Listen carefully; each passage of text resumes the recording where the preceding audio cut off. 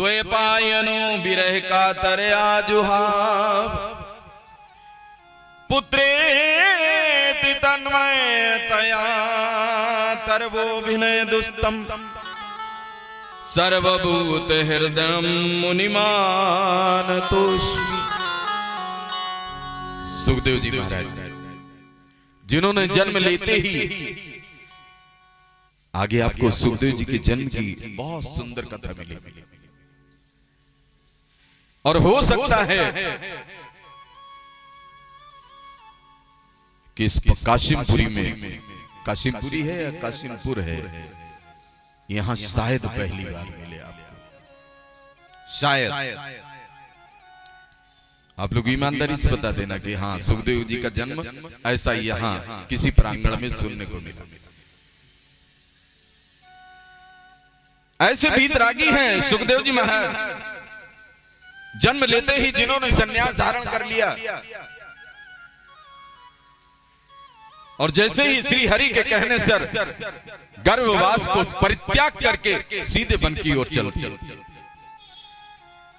इतने महान हैं और इसीलिए श्रीमद् भागवत में भगवान के बाद अगर नमन किया गया तो सुखदेव जी महाराज को नमन किया गया।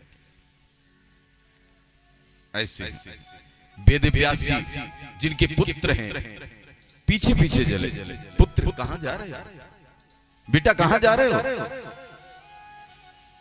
सुखदेव जी ने जवाब नहीं दिया, सुखदेव जी की ओर से पेड़ पौधों ने जवाब दिया। जब भी पिता को संतुष्टि नहीं हुई तो सुखदेव जी महाराज जी ने कहा कौन किसका पिता? ना जाने कितने जन्म लेकर मैं आपका पिता बना, ना जाने कितने बार आप मेरे पिता बने। ये पिता और पुत्र का नाता ही तो मोह और माया में फंसाता है। पिताजी मुझे मोह में नहीं फंसना और इसीलिए मैंने श्री हरि से वचन लिया है। आप ये पिता पुत्र का मोह मत दिखाइए। इतने वीतरागी हैं इसीलिए सुखदेव जी की वंदना की गई। आगे बढ़ते हैं और जैसे आज इतने भक्तों के साथ हम स्वयं इस पावन भूमि में बैठे हुए श्रीमद् भागवत की कथा श्रवण कर रहे हैं। एक बात ध्यान रखिएगा, आप अपने हृदय में ऐसा मत लाइएगा महाराज जी आए हैं, गुरु जी आए हैं, कथा कह रहे हैं, कथा सुन रहे हैं। ऐसा बिल्कुल नहीं है। ये कथा ये शरीर नहीं कह रहा है, कथा तो मेरा सेठ जी बोलता है, कन्हैया बैठा हुआ है ना, ये बोलता है। मैं तो केवल निमित्त मात्र हूं। आपको दिख रहा है कि महाराज जी आए हैं, कथा कर रहे हैं, लेकिन सच्चाई है कृष्ण मेरा कथा कहता है, वही बोलने की क्षमता करता है। केवल मैं निमित्त मात्र हूं। और जैसे आज सब आप लोग यहाँ एकत्र हुए, ऐसे ही पुराणों की विद्या के लिए परम शांति का जो स्थान है नैमिषारण्य, बहुत अच्छा स्थान है। उसी नैमिषारण्य में नैमिषे सूतमासीनम विवाद्य महामतिम कथामृत रसा स्वाद कुशला सोन को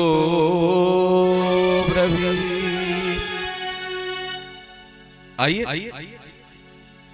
वैसे तो हमारे जो ग्रंथों में है कि भगवान कृष्ण की श्रीमद् भागवत कथा जहां शुरू हो जाती है वही क्षेत्र नैमिषारण्य बन जाता है।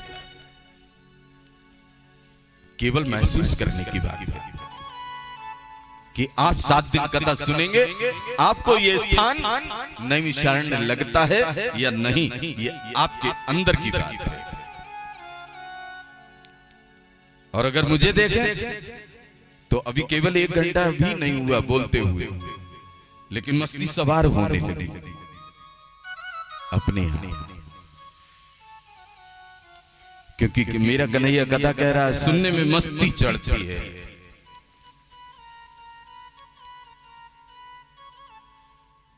और ऐसे ही नैमिषारण्य क्षेत्र में जहां 88,000 ऋषि इकट्ठे हैं, एक बात और, वो 88,000 ऋषि जो सारे गृहस्थ संत हैं। आज अगर कोई समाज में गृहस्थ संत मिल जाता है तो लोग कटाक्ष कर देते हैं कि भैया तुम गृहस्थ हो, तुम काहे के संत हो। लेकिन मेरे भक्तों, जरा उठाइए ग्रंथों को, सतयुग से लेकर कलिकाल तक जितने भी महान संत आपको मिलेंगे, जितने भी ऋषि महान मिलेंगे, सब सद गृहस्थ संत थे। एक नहीं, हजारों प्रमाण।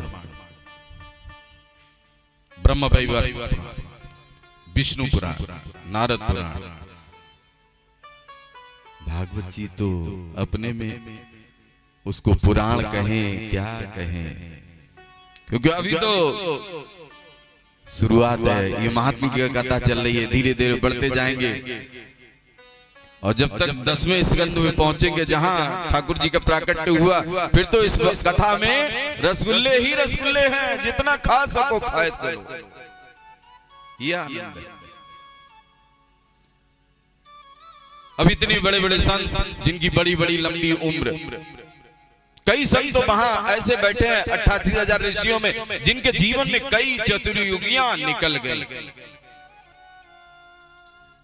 चतुर्युगी मतलब सतयुग निकल गया, त्रेता, द्वापर, कलयुग, और एक चतुर्युगी होती कितनी है पता है आपको? सतयुग,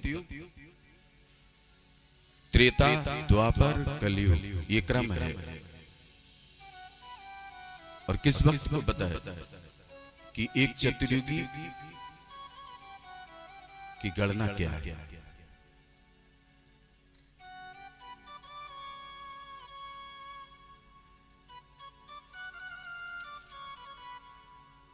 मालूम है किसी को? एक चतुर्युगी जब व्यतीत होती है उसकी गणना है 43,20,000 वर्ष। कैसे होती है? कलयुग इसकी आयु 4,32,000, दुगना कर दीजिए।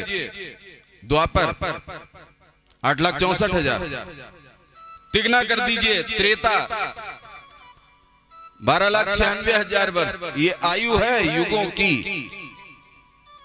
और जब सतयुग में पहुंचेंगे तो चौगुना हो जाता है, माने 17,28,000 वर्ष।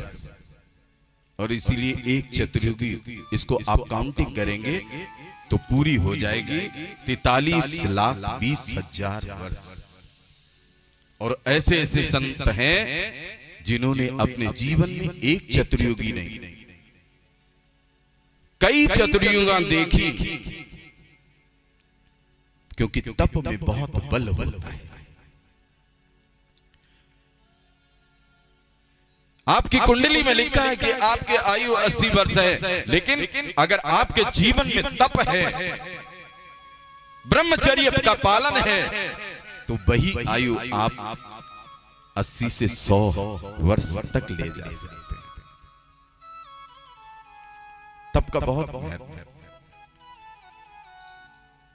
और उन्हीं ऋषियों में मार्कंडेय ऋषि, जिनकी तो महिमा चतुर्युगियां, उन्होंने भी जाने कितनी, सबसे ज्यादा अगर हमारे भारत भूमि में अगर अपने जीवन में सबसे ज्यादा चतुर्युगियों तक अपने जीवन को बनाए रखा, उसमें सर्वोपरि है मार्कंडेय ऋषि।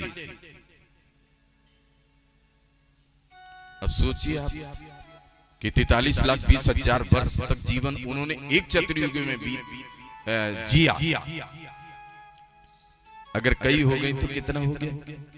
करोड़ों वर्ष का जीवन। ये केवल तपस्या का तेज है।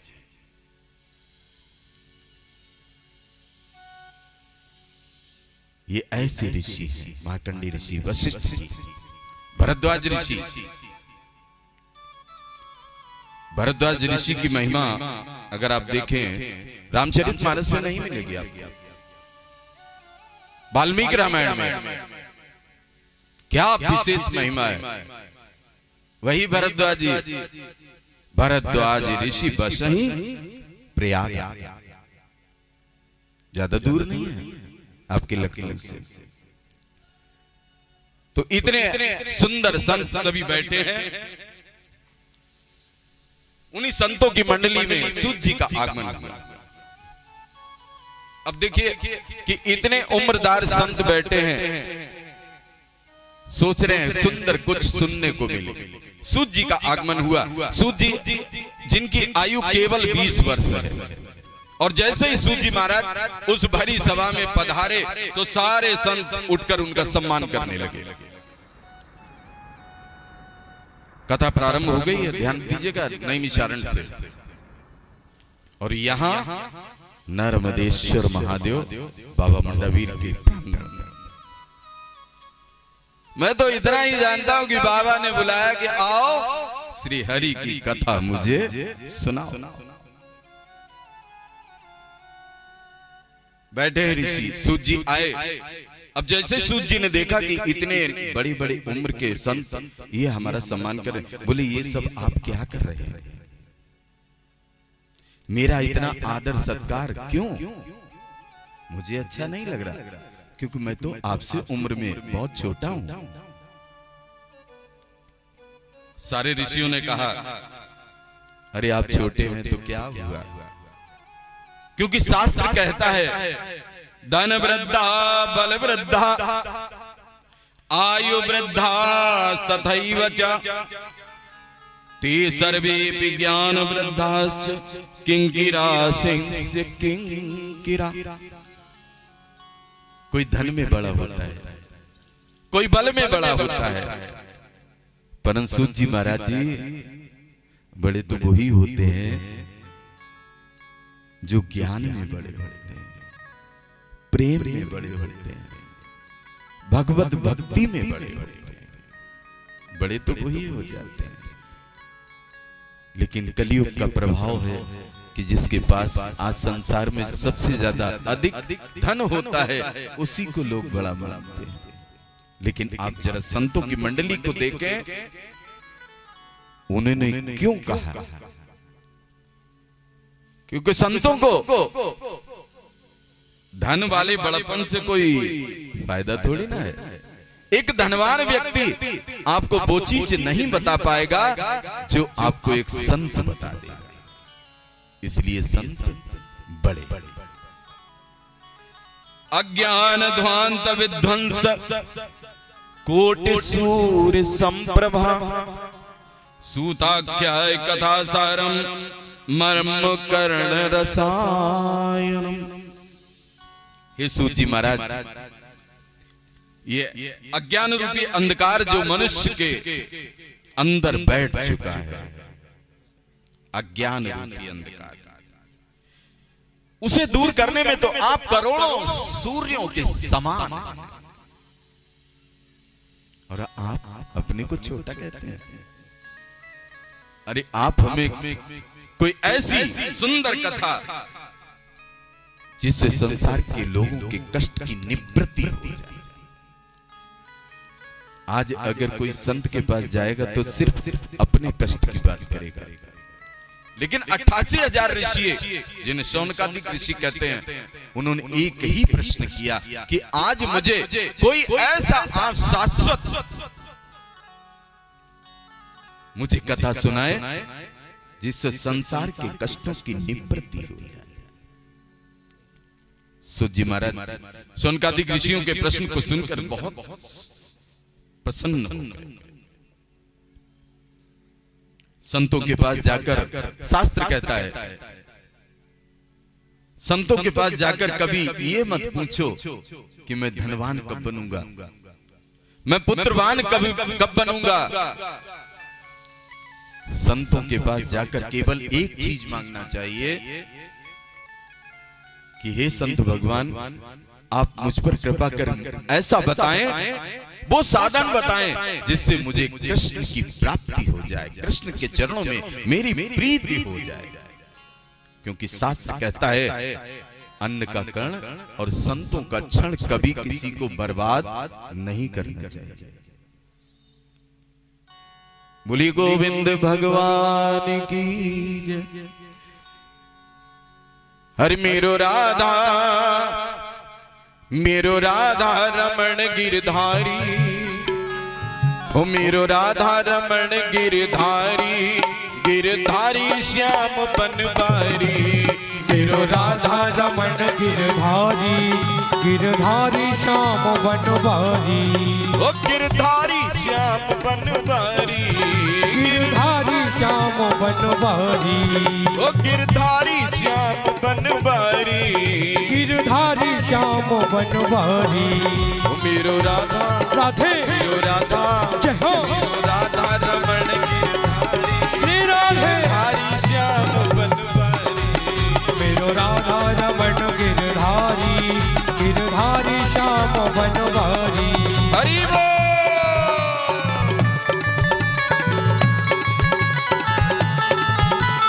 राधा रमण लाल की।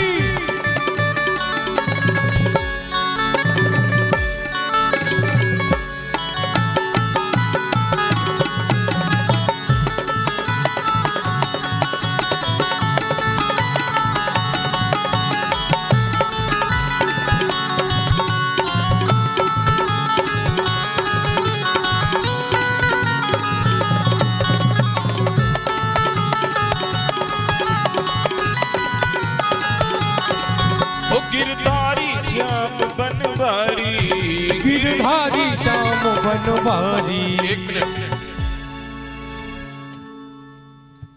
आपके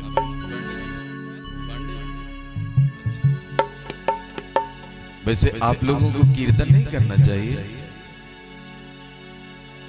धर्म से बताइए। आप लोगों को कीर्तन नहीं करना चाहिए। आप लोग इतने शांत क्यों बैठे हैं? कीर्तन में कभी भी हाथ बांधकर नहीं बैठना चाहिए, पहली बात। और कीर्तन में अगर आप भगवान के सामने हाथ बांधे बैठे हैं तो क्या पाएंगे? हाथों को थोड़ा सा भगवान के आगे, क्योंकि बाएं हाथ में पाप का निवास है और दाहिने हाथ में पुण्य का निवास है, इसलिए करतल ताली बजाना चाहिए और मुखारविंद से लाइन बोलना चाहिए। क्या बोलना चाहिए? हो गिरधारी श्याम बनवारी, गिरधारी श्याम बनवारी। हो गिरधारी श्याम बनवारी, गिरधारी श्याम बनवारी। हो मेरो राधा राधे मेरो राधा राधे मेरो राधा रमण गिरधारी, जय हो। गिरधारी श्याम बनवारी। मेरो राधा रमण गिरधारी, गिरधारी श्याम बनवारी। हरि बोल।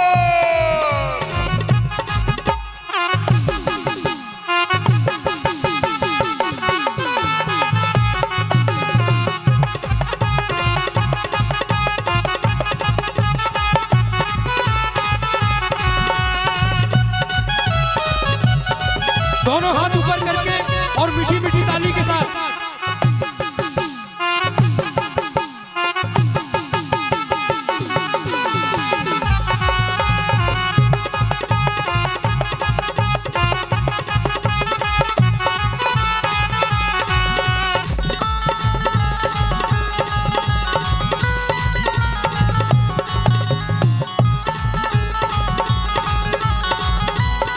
जय जय श्री राधे श्याम।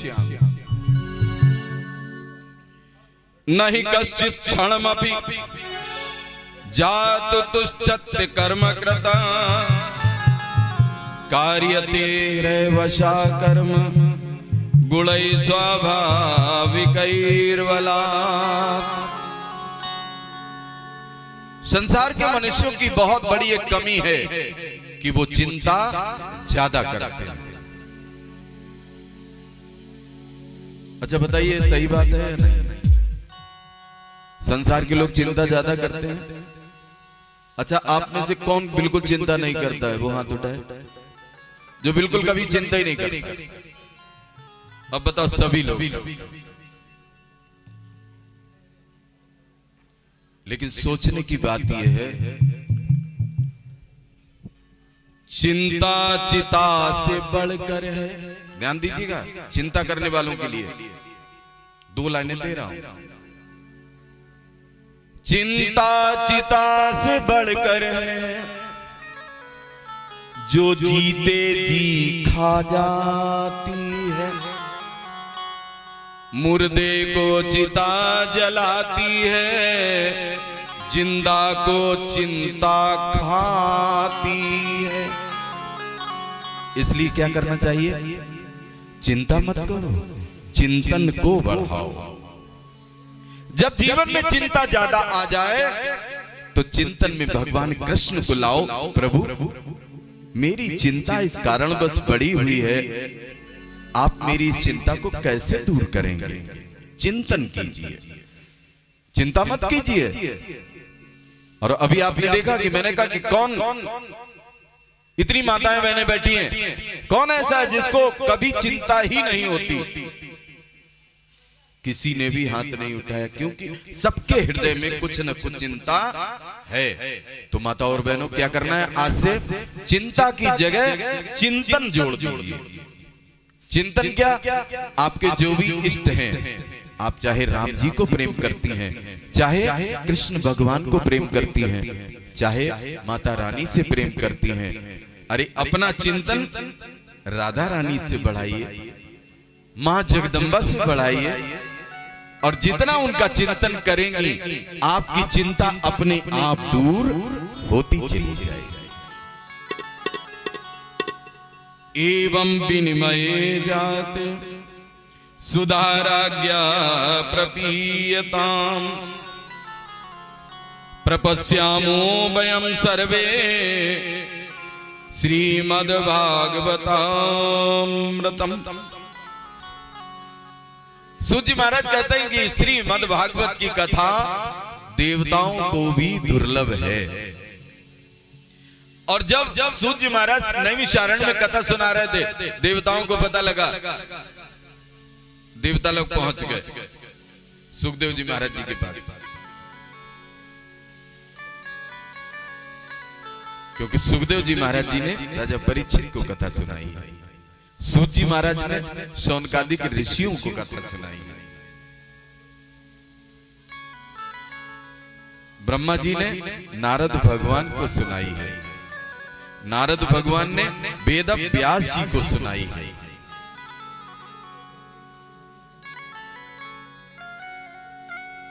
ये क्रम चला, तो देवता लोग आ गए और सुखदेव जी से कहने लगे कि मैं स्वर्ग से अमृत लेके आया हूं, आप ये अमृत ले लीजिए स्वर्ग का और कथामृत मुझे दे दीजिए। सुखदेव जी महाराज जी तो बीतरागी संत हैं, उन्होंने देवताओं को अभक्त समझा कि ये कथा देवताओं के लिए नहीं है, अभक्त। एक होता है भक्त, एक होता है अभक्त। देवताओं को सुखदेव जी महाराज जी ने अभक्त समझा और कथा अमृत का दान नहीं किया।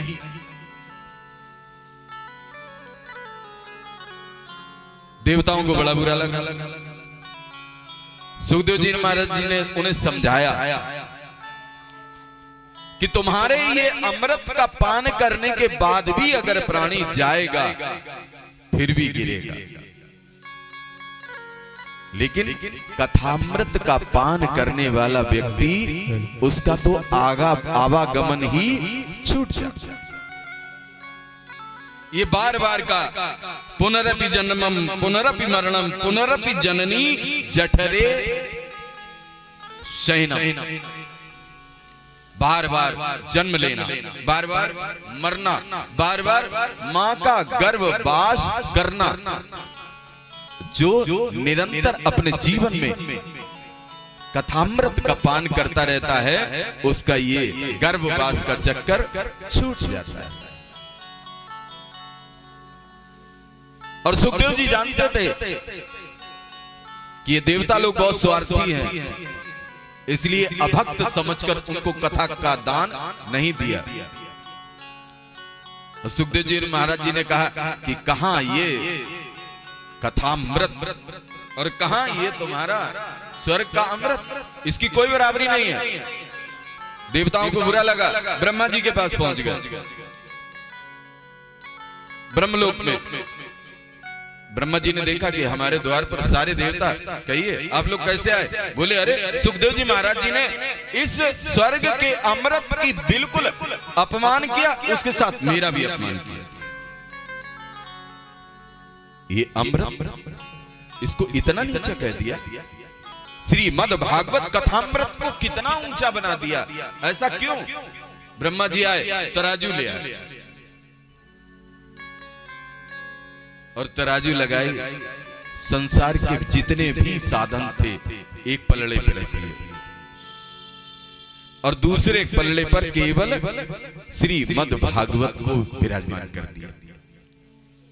और जैसे ही श्रीमद् भागवत को विराजमान किया, श्रीमद् भागवत जी वाला पलड़ा नीचे चला गया, बाकी जितने भी संसार के साधन थे वो सब ऊपर उठ गए।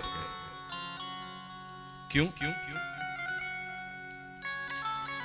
लघून्नयान जातानि गौरवेण इदं महत् तदा ऋषिगणा सर्वे विस्मयं परमं ययुः।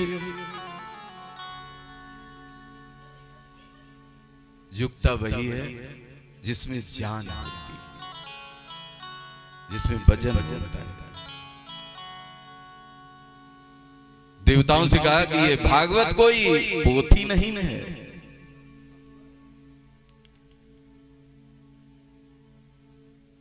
श्रीमद् भागवता खोयम प्रत्यक्षा कृष्ण एव ही। अरे ये तो साक्षात कृष्ण है, और इसलिए श्रीमद् भागवत जी को भगवान का बांग में स्वरूप प्रत्यक्ष कृष्ण है।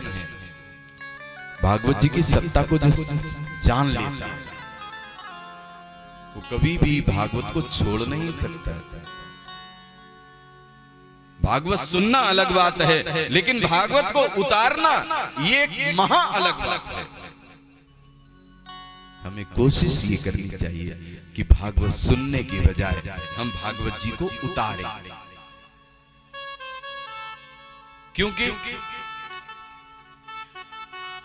सुनी हुई बात इधर से सुनी, दूसरी तरफ से निकल गई, लेकिन जिस चीज को हम पी लेते हैं वो हमारे हृदय से होकर हमारे पेट में पहुंच जाती है। हालांकि एक दृष्टांत भी आता है यहां पर कि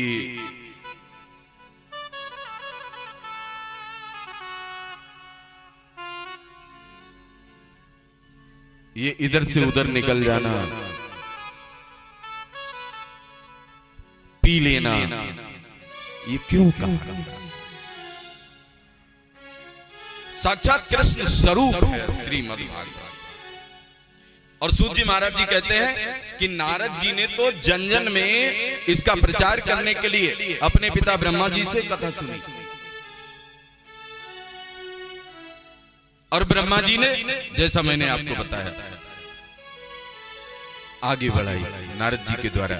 नारद जी ने सनत कुमारों, और जैसे ही सनत कुमारों की बात आई तो शौनकादिक ऋषियों ने कहा, सूत जी महाराज एक बात बताइए। बोले क्या? कि हमने तो सुना है कि सनत कुमार ज्यादा घूमते नहीं। सनत कुमार कौन? सनक, सनंदन, सनातन, सनत कुमार, चार भाई, भगवान का प्रथम जन्म, और वहीं से हमारे सनातन धर्म की स्थापना हुई। ये सनातन धर्म की आयु कोई छोटी मोटी नहीं है, कई करोड़ वर्ष। और आजकल बहुत से धर्मों का जो बोलबाला है, लेकिन उनको ये नहीं पता है कि सनातन धर्म की स्थापना कितने करोड़ वर्ष पहले हुई। अब जब शौनकादिक ऋषियों ने पूछा कि सनत कुमार जी ज्यादा घूमते नहीं, तर्क देखिएगा सौनकादिक ऋषियों का। और नारद जी कभी एक जगह बैठते नहीं। तो नारद जी ने सनत कुमारों से कथा आखिर सुनी तो कैसे सुनी, प्रश्न कर दिया। तब सूत जी महाराज जी ने सुंदर उत्तर दिया। एकदा ही विशालायां चत्वार ऋषियो मला सत्संगार्थ समायाता दद्रशुस्त्र नारदम। एक बार नारद ऋषि बड़ी तीव्र गति से जा रहे थे, दौड़ते हुए। कहां? बद्रीनाथ धाम। और वहीं चारों भाई विराजमान थे। सनत कुमार, सनक, सनंदन, सनातन, सनत कुमार, चारों भाई विराजमान हैं। और जैसे ही नारद जी को देखा कि बड़ी बेचैनी से भागते हुए चले जा रहे हैं, ऋषियों ने सनत कुमार ने पूछा, ऋषिवर क्या हुआ, कहां आप? बड़ा सुंदर प्रश्न किया है सनत कुमार। कथम ब्रह्मंदीन मुखा कुतश्चिंता तुरो भवान त्वरितम गम्यते कुत्र कुतश्चागमनम। नारद जी क्या बात है, आप कुछ उदास लग रहे हैं? अरे हमने तो सुना कि संसार में कोई कितना भी रोता हो, अगर नारद जी उसके सम्मुख आ जाएं तो वो इंसान खुश हो जाता है। और आज आप स्वयं आपके मुखार बिंद पे ये चिंता की लकीरें, इतना दुख झलक रहा है, आखिर क्यों? नारद जी ने सनत कुमार के प्रश्न का उत्तर, प्रश्न सुना और कहने लगे, क्या बताऊं महाराज, अहम तो पृथ्वी में आतो ज्ञात्वा सर्वोत्तमामिति पुष्करम च प्रयागम च काशी गोदावरी तथा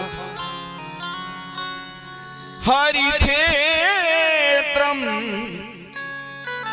कुरुक्षेत्रम श्रीरंग सेतु बंधनम एवमादिषु तीर्थेषु ब्रह्ममाण इस्ततः। नारद जी ने कहा, हे सनत कुमारों, मैं पृथ्वी को बहुत श्रेष्ठ समझता था और श्रेष्ठ समझते हुए मैं इस पृथ्वी पर आया। और जब मैं यहां आया तो मैं कहां कहां गया? अहम तो पृथ्वी यातो,